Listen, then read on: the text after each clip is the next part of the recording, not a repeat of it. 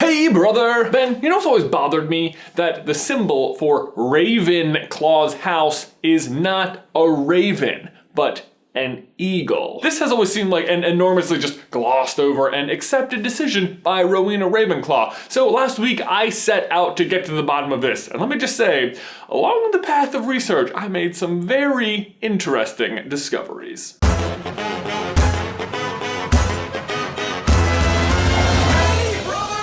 The reason this has always bothered me so much is because all of the other houses match up so well with the founders' names. Gryffindor's symbol is a lion, and a griffin is a half lion, half eagle. Slytherin's symbol is a snake. Snakes slither. Hufflepuff is a badger because, you know, badgers huff and puff and stuff. Actually, apparently badgers are fiercely loyal and hardworking animals, thus embodying the values of Hufflepuff House. But Ravenclaw is an eagle, despite being the only founder who literally has an animal in their name. And the thing is, I don't even think it would bother me if it was just something else altogether. Like if it was a unicorn, great, but it's another bird. What? Although actually I guess it does make sense that it is a bird even if it's not a raven, since each of the four house crests do represent one of the different elements. Ravenclaw being air, Gryffindor being fire, Slytherin water, and Hufflepuff ground. So your first thought might be just that, well, maybe eagles, like badgers, just do a really good job of embodying the values of the house. Ravenclaws are of course known for their intelligence, so maybe eagles are like the smartest bird? Nope.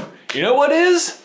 Ravens! Are you kidding me, Ravenclaw? Are we sure they're supposed to be the smart house? Like, how did you miss this as a mascot? I mean, they have literally done studies to test whether or not ravens use logic or instinct when they're making decisions, and guess what?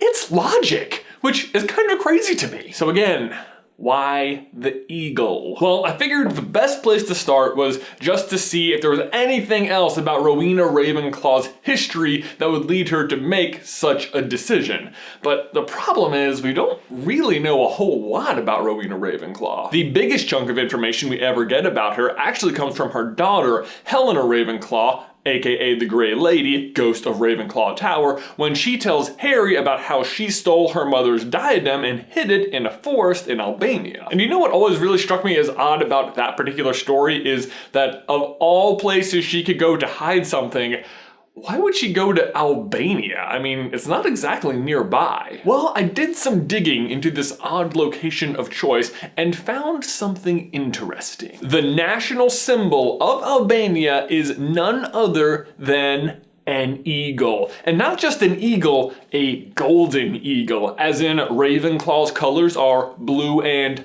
gold. I mean, there is literally a golden eagle on their flag. Well, actually it's a two-headed eagle, which is an odd choice for real life, but great for a school of magic. Although her mascot is still just a regular single-headed eagle, but you know, whatever. And then, with the realization of Albania's national mascot, just waves of understanding started to pour over me. The Ravenclaws must be from Albania, and they must be really proud of it to have chosen the eagle as their symbol. But then I got to thinking, well, why would they be so proud? Could they be like royalty? Would that be crazy? No, it wouldn't be crazy, because think about it. What is the diadem? It's basically a tiara or crown, right? And who was interested in marrying Helena Ravenclaw? The bloody Baron. Now, to be fair, barons are not necessarily considered royalty, but they are necessarily of noble birth. And now, just being of noble birth doesn't mean you have to marry another person of nobility,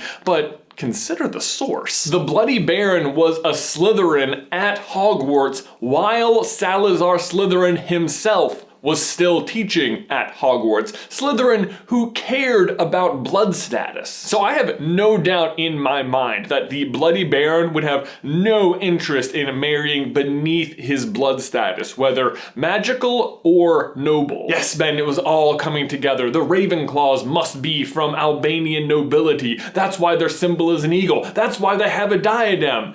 And then I read this line from the Sorting Hat. "Fair Ravenclaw of Glen." "Where is this Glen?" he said, sure that all the European viewers were just rolling their eyes. European viewers, because Glen is another name for Scotland, and Scotland is very much not Albania. And then, this information was devastating to me. It undid all of my research that fit everything together so nicely. And it wasn't just a little bit of research, Ben, it was a lot. I mean, like, do you know what was happening in Albania during the time Rowena Ravenclaw was alive? Because I do. A guy named Basil II, aka the Bulgar Slayer, was basically expanding the Byzantine Empire to its largest point. He's called the Bulgar Slayer because he eventually conquered Bulgaria after a short 20-year war. But so what? Who cares? Well, actually, I'm sure Bulgaria does. But it doesn't matter. It doesn't matter because it undid all of my research. Or did it? Because if the land known as modern-day Albania was at the time part of the Byzantine Empire,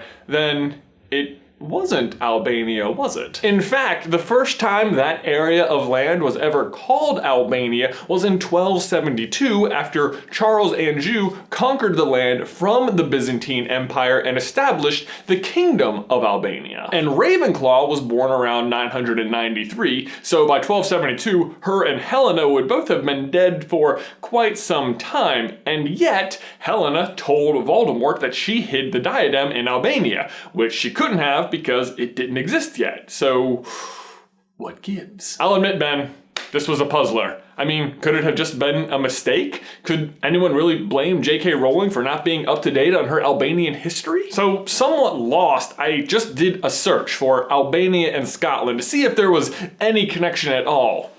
And guess what?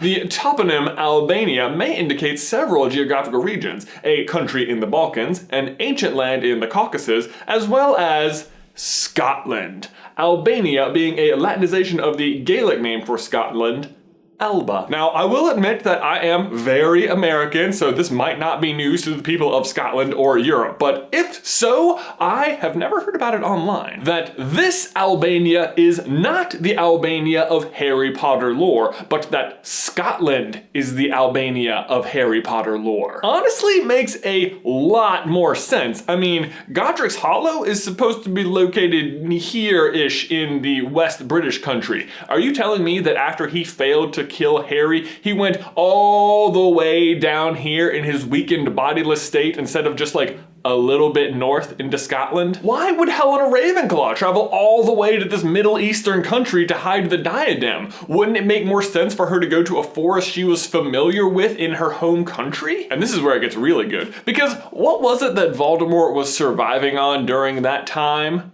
Unicorn blood. And guess what the national animal of Scotland is, Ben?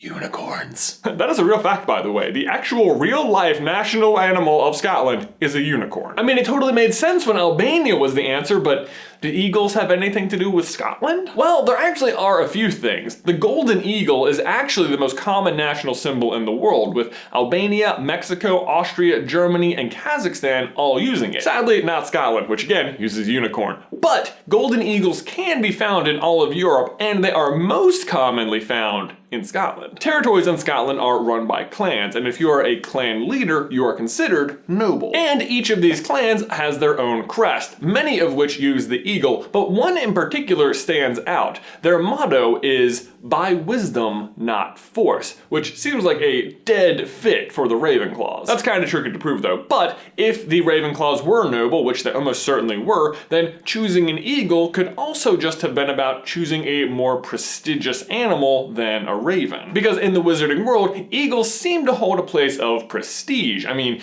many mythical beasts like griffins and hippogriffs are half eagle, and during one Christmas, Hermione gets Harry a luxury eagle quill. Ravens, on the other hand, seem much more common. They use them as test subjects in class. Ron fails to silence one, go figure. And at the Magical Menagerie, a single cage houses a large number of noisy ravens all at once. And Helena does describe her mother as proud, unwilling to even reveal to the other Hogwarts founders that the diadem them had been lost. So it wouldn't be that much of a shock to me to think that she would in fact want a more prestigious animal. And Rowena was known as the most brilliant witch of her age, literally higher than everyone else in intelligence. So it would make sense for her to choose an eagle, which can literally soar higher than any other bird. And according to the Pottermore, the eagle in the crest of Ravenclaw soars where others cannot climb. And then there's one final possibility, not to ask why she chose an eagle in spite of her name,